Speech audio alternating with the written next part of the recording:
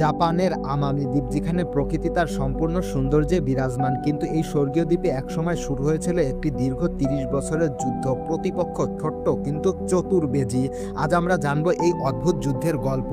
১৯৭৯ সালে আমামি দ্বীপে ইজোমো প্রজাতির বেজি আনা হয়েছিল। উদ্দেশ্য ছিল ইঁদুর এবং সাপের সংখ্যা নিয়ন্ত্রণ করা, কিন্তু এই সিদ্ধান্ত পরিণত হয়েছিল এক বিপর্যয়ের। কেননা যে সাপ নিয়ন্ত্রণের জন্য বেজি আনা হয়েছিল তার নাম হাবু সাপ। এরা ছিল নিশাচর, যার কারণে এরা রাতে বের হতো, দিনে গর্তে থাকতো, আর বেজি দিনে শিকারের জন্য বের হতো।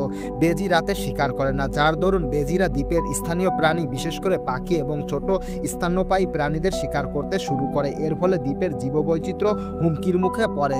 জাপান সরকার বেজির সংখ্যা নিয়ন্ত্রণে বিভিন্ন পদক্ষেপ গ্রহণ করে, ফাঁদ পাতা, শিকারী নিয়োগ, এমনকি জনসচেতনতা বৃদ্ধি করা। কিন্তু বেজিরা ছিল অত্যন্ত অভিযোজনক্ষম, যা এই প্রচেষ্টাকে দীর্ঘায়িত করে।